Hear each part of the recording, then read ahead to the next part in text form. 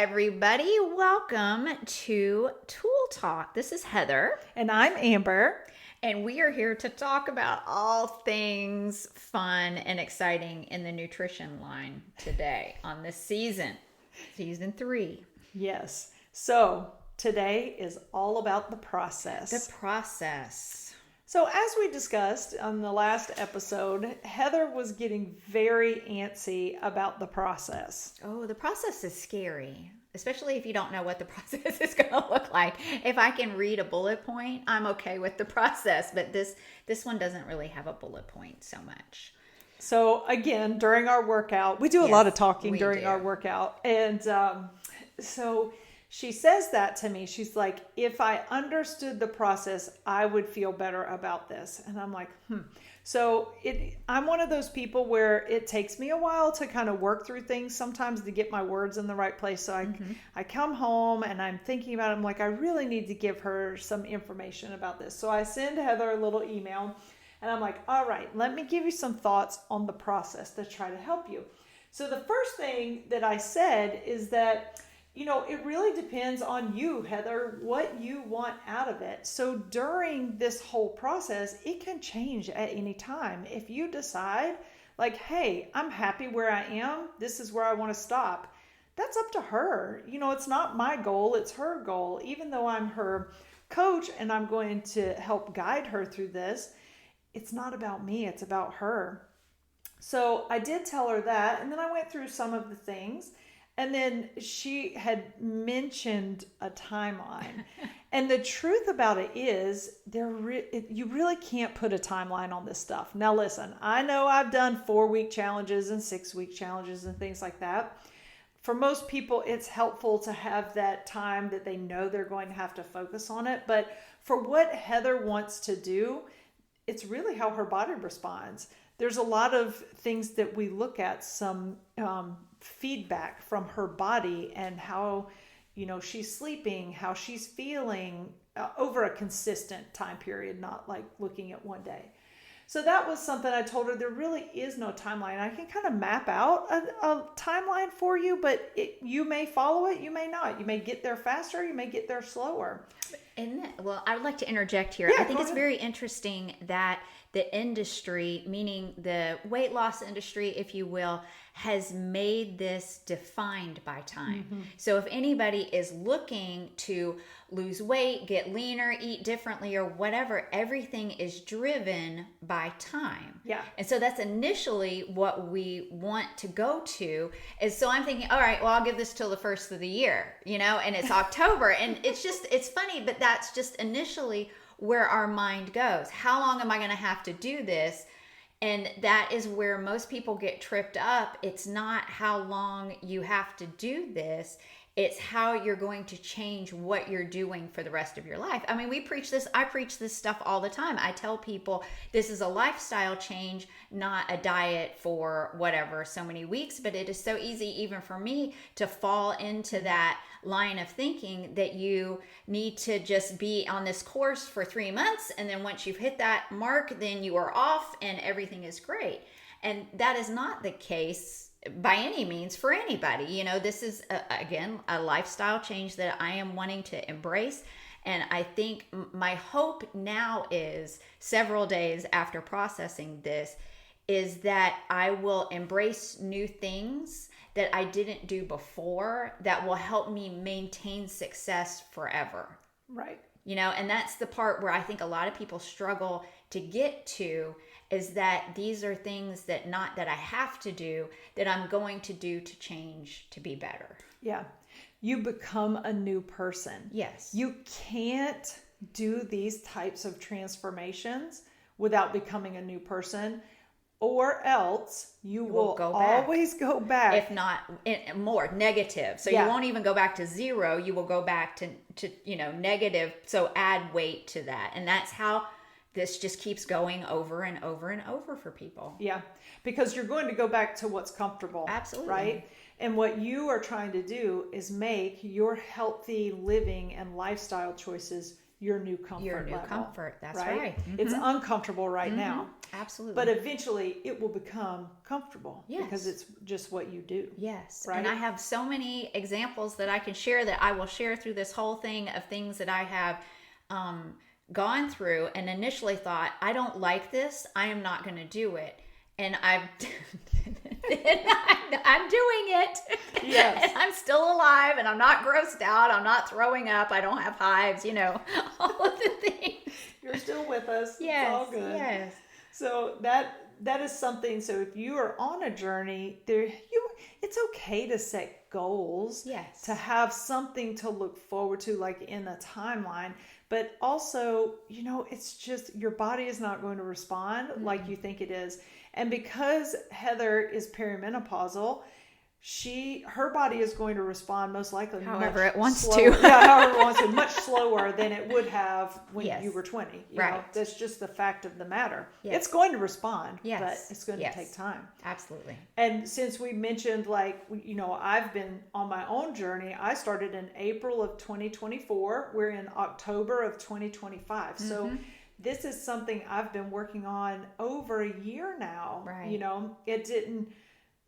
It didn't take me a year to lose the 19 pounds, but it took me 9 to 10 months to prep to be able to lose the weight. Mm-hmm. So that was something too that, people now can notice that I've lost that weight. So right. they say stuff to me and I'm like, I started this a long time ago. Long time. Y'all just didn't know. There were no results right. for a while because I had to stay on a path to get myself yes. healthy and normal to be able to lose the weight. And that's where trusting the process. Yes. We say this all the time. You have to trust the process because it is, number one, not going to be the same for everybody. And number two, not always going to be the same for you. Mm-mm. And it needs to be more, stop looking at the scale or your measurements or your pictures, even though it's nice to have some tracking involved, or maybe it's your yes. speed if you're trying to run or whatever, this is whatever your tracking method is. Instead, look at your habits. That's what you should be checking off every day. Yes. Did I do my workout? Did I drink my water? Did I eat my meal plan? Did I walk? Did I do my stress reduction? How was my sleep last night? Those are the things you want to say, check, check, check, check every day. Not get on the scale and see, this is what yes, it is. That's yes. the wrong check mark we're looking for. And you don't always have to hit all of the check marks every day. You've got to be okay with not sleeping well. Like last night, I slept like crap. But, I get my walk in. I'm trying to walk 10,000 steps every day because that's the goal I have set for myself. And I find myself making it happen. I can be at the end of the day and it will be 954. And I'm like, all right. And Cecil will see me walking around the yard. I'll go around the kitchen just to get it done because that is something that I have set for myself. Yeah. And that's changing you as absolutely. A person. Absolutely. Being able to do that. Yes. I struggled so much with the daily walk for yes. stress reduction. Yes. And now I don't want to miss it. Right. You look forward to it. So yes. much. Yes. Yeah. Because it's your time to do what you want. You don't have to think about, all of the other stuff and that's waiting for you at home. Yeah. Yeah. So that has been an interesting shift yes. for me and I've enjoyed it so much. Yes. So going back to the process, so we talked about the timeline and I gave Heather kind of like, you're going to look at this. We should start to see some results, some very slight results in about 4 weeks if you're in the place where your body is responding to this. If it's not, that tells us that we probably don't need to have you in a deficit. We need to start working on some other things to make your body a little bit happier. And then I said, honestly, it could be 12 to 24 weeks. It could be a year. It really depends. But here's what I told her it was going to happen. And then she's going to tell you that, as usual, I was right. No, yes, just kidding. It's true. It's very unfortunate, but it is so true. I said, listen, you are in the very beginning of this. When you start something like this, there is a learning curve. So at first, it's like she said in one of the last episodes, she was just bombarded with all this information and she's looking at it and it's overwhelming. And so at first you're like, oh my gosh, because it's different than what you've been doing. Mm-hmm. Once you get over that hump, over that learning curve, then you go, oh, okay, I'm starting to understand this. And you kind of hit your stride there. And then you start working the process. You're working whatever it is to reach your goals. For her, it's this nutrition plan that we've got her following. So then you settle in. You're doing well. You're like, yeah, I'm getting wins every single day. And then you see the result. Something will happen. Maybe the scale weight goes down. Maybe you notice in your pictures you're leaning out through the middle. Whatever it is. And you're really excited. And this is when I told her, I said, that's when the motivation kicks in, because you're starting to see results and it makes the whole process easier. But then the hard part comes. Because at some point, Heather is going to say, okay, I'm happy here. This is where I want to be. Mm-hmm. And from that point, she's going to have to move into what's called maintenance calories. Maintenance calories just basically means you're eating to maintain your weight. Mm-hmm. All right? You maintain your physique, maintain your weight. Doesn't mean she can go back and start eating, not that she did this, but, eating cheeseburgers and fries every day or ice cream at night. She still has to follow a meal plan. She just gets to eat a little bit more food. That's when it's hard, because now there's no results to be seen. Right. You're just hanging on to what you've got, and there's no motivation with that anymore. The motivation is to remain the healthy person and stay where you are, not gain the weight back. Mm-hmm. And that's probably one of the hardest places to be, because if you haven't worked on the mindset, creating the new healthy persona is what I call it, really solidifying the habits that you're following and doing it for the reason of staying healthy and feeling your absolute best, that's when the problem hits. That's when the people go back and they start eating like they were, drinking like they were, skipping workouts. And now you're just going back to that old person that you never changed from. And then you will say, this doesn't work for me. Yep. Dieting doesn't work. I can't eat well and at work. I've heard it all from all kinds of people of all shapes and sizes. And I also, again, think this is where the diet industry, the weight loss industry, has set people up for failure, because they haven't taught them. You are on this plan for this many weeks, and then once you've lost this much weight, you're on your own. Yep.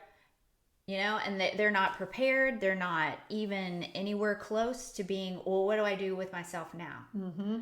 What do I do when I go on vacation? Right. What do I do when I go out to eat with people? Or the holidays. Yes. Because we've got that coming up. And don't think that I haven't thought about what Thanksgiving and Christmas is going to look like for me.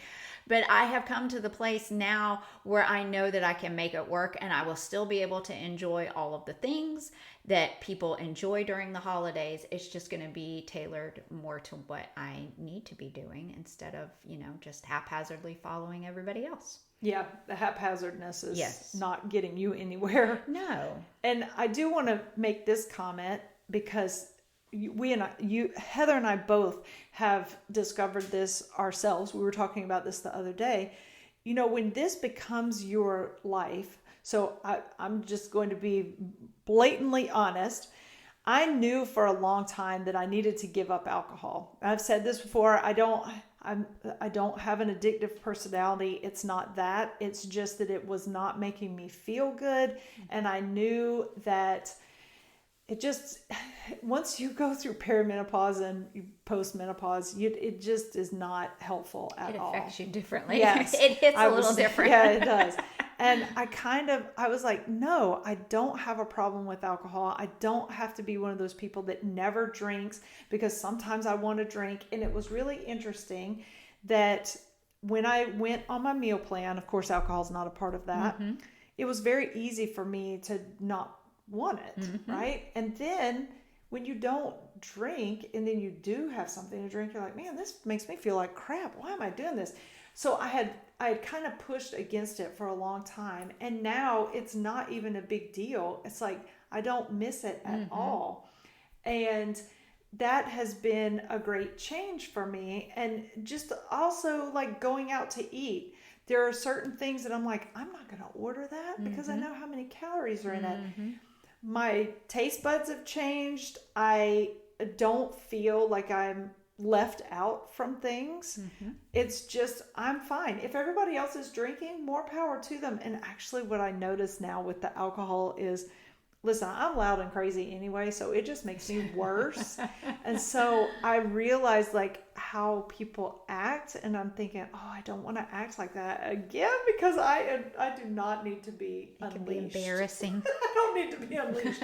But we were talking about that with our taste buds changing because you agreed the same thing happened with you. Yes, it just, well, and there's lots of foods now that I don't find appetizing at all, whether it just, whether it's the alcohol or anything else. I don't have a desire anymore to go and eat a hamburger and French fries and a large Coke from, a fast food restaurant. Do I think about it when I pass by it? But then instantly I'm like, I'm going to feel like crap after I eat that. My stomach's going to hurt and it's just not going to be pretty rest of the day. Yeah. Yeah. It is weird how the stuff that used to taste great, you're like, this isn't even that good. It's not even that good anymore. Or stuff that we thought was okay. So like ice cream, it's very interesting. Ice cream, I'm just not a big ice cream eater, but I would eat it if it was there before. And now I'm just like, I feel it's very funny. I'm like, well, now I have more empowerment to say no because it's not going to help me reach my goals and I don't like it anyway. So I feel more empowered to say no. So it's just in how you view your decision making. Yeah. And I think sometimes people don't realize that they are going to change and it's actually going to be for the better. Yes, absolutely. You won't feel like you are, what's the word when you, here we go, menopause. What's the word whenever people feel like they're left out or they can't eat or drink what they want? It's like denied. There we go. It came to me. So you're not being denied anything. You're just making a better choice. Yes, absolutely. And absolutely. You feel solid about that. And that's a nice place to be. You're not waffling about things. You're like, this is the choice I'm making because I'm a different person now. Absolutely. All right. So we've talked about the process. You will have to stay tuned to episode number 5 to talk about the learning curve because the learning curve has been huge in this process. And I feel like it probably deserves an episode all itself because there's some really good stories with this one. So be sure to like and subscribe and tune in next time for the learning curve. Can't wait to talk to y'all again. Bye. Bye.